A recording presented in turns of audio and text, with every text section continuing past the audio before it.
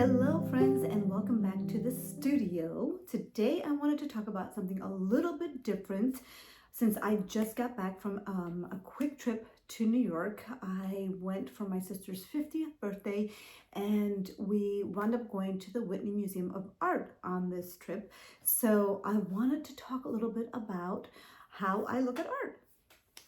So just to go back a little bit, I remember going to an exhibition in 2005 at the Tate Modern of Frida Kahlo.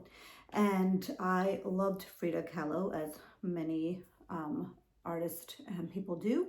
And this was an extensive exhibition with, it was 2005, so this was 20 years ago, and my brain doesn't remember exactly, but it felt like there were like hundreds of her paintings in room after room after room of this museum.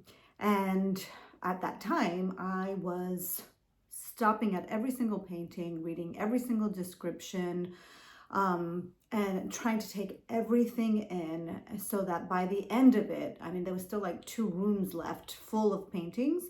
I just kind of started to skim through everything because I was so exhausted.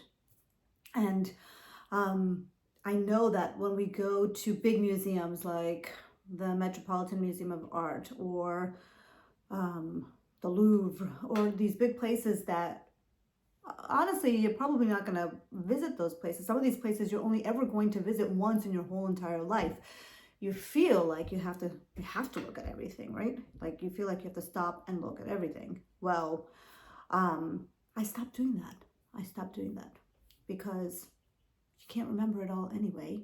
And there is, in my opinion, and in a lot of opinions, a better way to look at art. So I'm going to share a few thoughts about that now.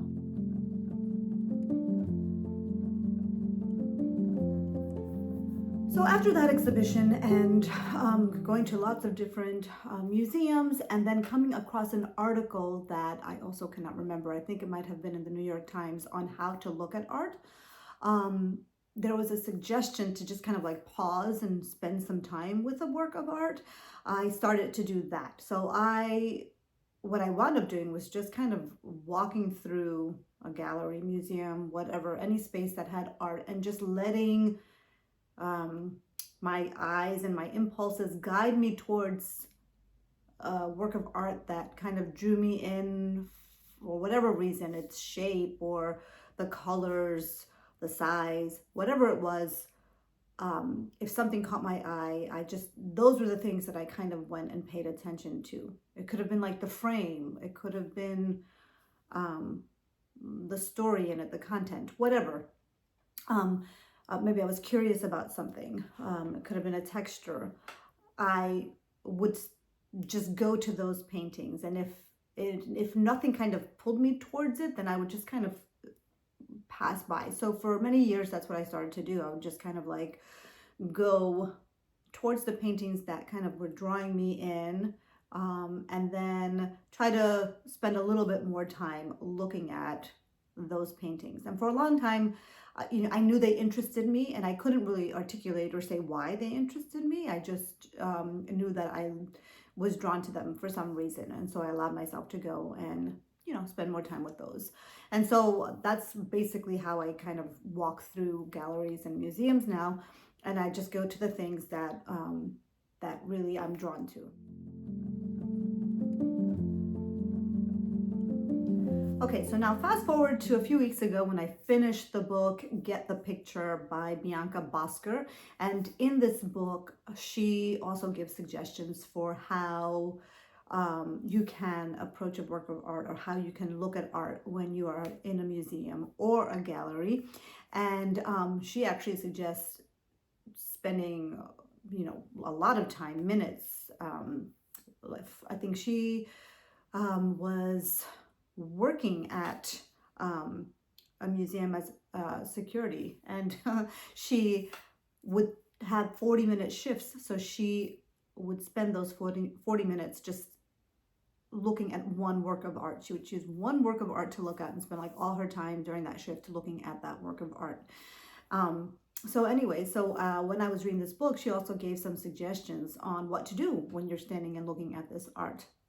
Now, of course, you can look at things like color, value, composition, line, all those kind of things. But she gives some other interesting ways to approach looking at a work of art. And when I went to the Whitney this time around, I tried to do a couple of the things that she suggested. So we are going to try that together.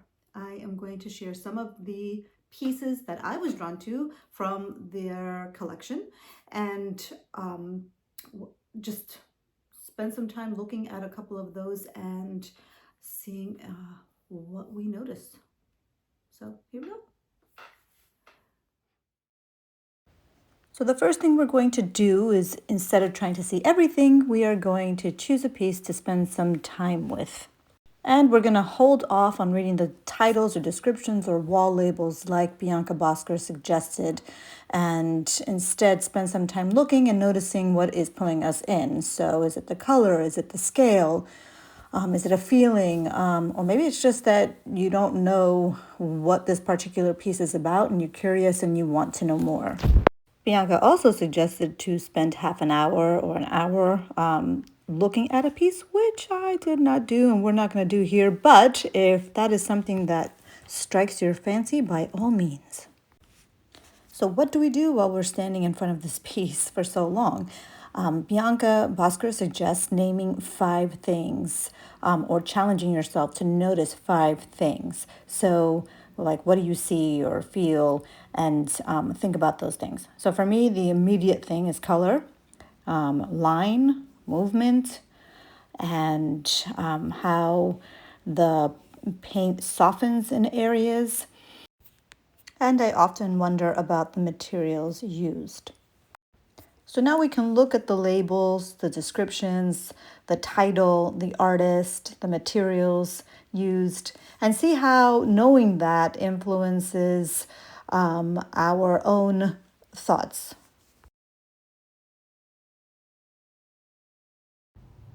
Okay, so I'm going to admit that the 2 pieces that I've chosen to talk about are pieces that I am familiar with. I knew who these artists were, but I've never seen the pieces in person.